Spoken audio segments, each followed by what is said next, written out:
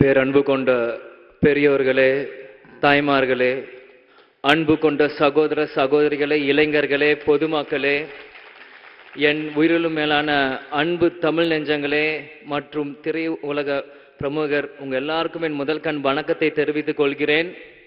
இந்த சொல்லின் சொந்தக்காரர் ஒரு சொல் என் மூலம் இனி தமிழ்நாடு முழுவதும் ஒழிச்சிட்டே இருக்கும். இது நான் சொல்றதுல ரொம்ப பெருமையாடுறேன், சந்தோஷப்படுறேன். ஏன்னா சின்ன வயசுல இருந்து நான் என் முகத்தை நான் கண்ணாடியில பார்க்கறதோட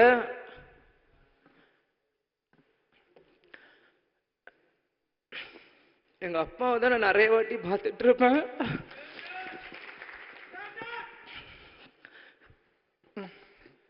நான் அழுதனா தப்பா எடுத்துக்காதீங்க.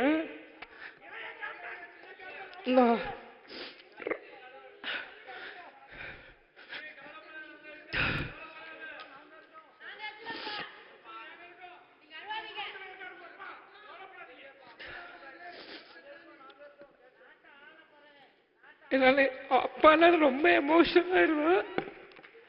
என்னால யாரும் தப்பா எடுத்துக்காதீங்க. இல்ல இல்ல இல்ல அதெல்லாம் இல்ல.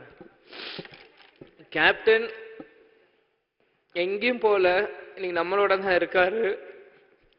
நான் அப்பா இறந்ததுல இருந்து இந்த நாள் வரைக்கும் எந்த மீடியாலையும் நான் வந்து பேசினதில்லை, எதுவுமே யார்ட்டையுமே நான் பேசல. இதனோட ஃபர்ஸ்ட் மீட் நான் வெளியே வந்து பேசினது. இது வரைக்கும் எந்த நடிகர் சங்க ஃபங்க்ஷனு கூட நாங்கள் கலந்துருந்தில்ல, நானும் ஷமும். இதான் ஒரு ஃபர்ஸ்ட் ஃபங்க்ஷன். அது இப்படி ஒரு ஃபங்க்ஷனாக வந்து கலந்துக்கிறோமான்னு உண்மையிலேயே மனசு ரொம்ப கஷ்டமாக இருக்கு. அதே மாதிரி இது ஃபர்ஸ்ட் மீட்டிங், எங்கள் அப்பா இதெல்லாம் வந்து இங்கே பேசுறதும் எனக்கு உண்மையிலே அது எப்படி எனக்கு சொல்றதுன்னு தெரியல. நிச்சயம் இங்க இங்க இங்க இருந்து நீங்க நான் என்னென்னமோ பேசணும்னு நினைச்சேன், ஆனா எனக்கு இப்ப எதுவுமே மைண்ட்ல வர மாட்டேங்குது. நான் மனசுல பட்டு நான் பேசிடுறேன். ஏன்னா எங்க அப்பா வந்து எங்களுக்கு எல்லாருமே சின்ன வயசுல இருந்து கொடுத்து கொடுத்து தான் எங்களை பழகி இருக்கார். அதே தான் நாங்களும் இன்னைக்குமே. அதனால அது என்னைக்குமே எங்க அம்மா வீடியோல சொன்ன மாதிரி தான்.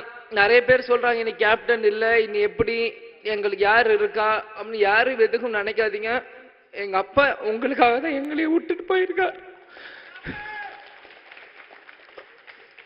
எங்க அப்பாவோட கனவு என்னவோ, நிச்சயம் இங்க எத்தனையோ இளைஞர்கள் இருக்கீங்க, உங்க ஒவ்வொரு இளைஞனோட கனவு அவங்கவுங்க அப்பாவோட கனவை நிறைவேற்றணும்.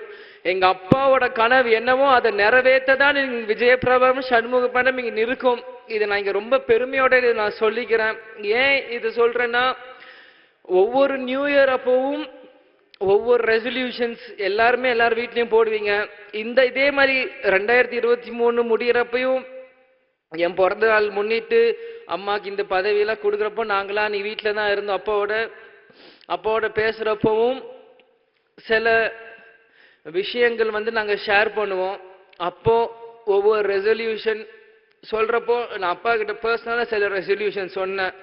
அது மற்ற வருஷங்கள் இல்லாமல் அது எப்பயுமே இதுக்கு போய் இல்லாம இந்த வருஷம் சில விஷயம் எனக்கு எங்க அப்பாவுக்கு மட்டும்தான் தெரியும். அந்த ரெசல்யூஷனை நான் சொல்லியிருக்கேன்.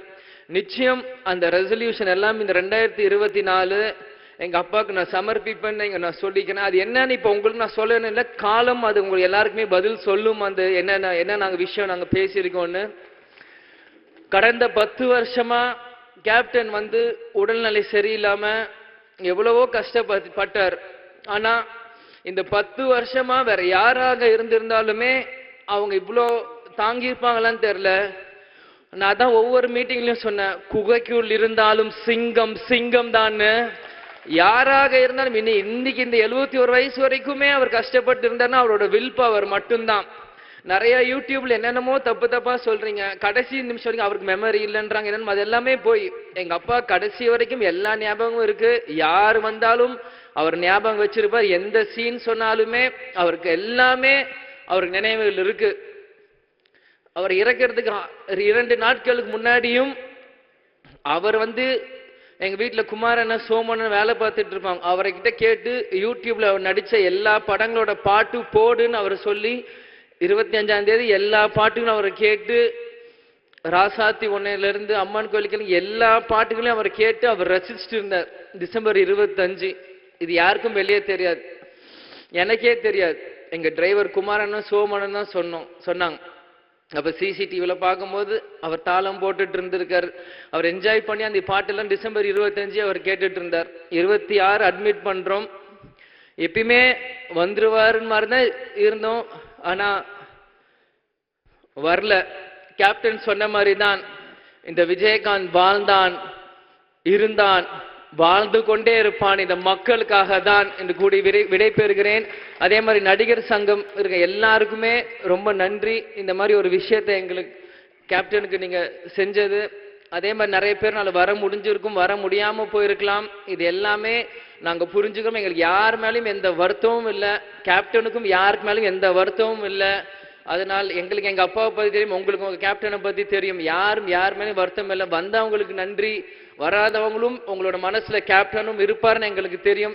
எங்களுக்கு யார் மேலேயும் எந்த கோபமும் இல்லை, எந்த வருத்தமும் இல்லை.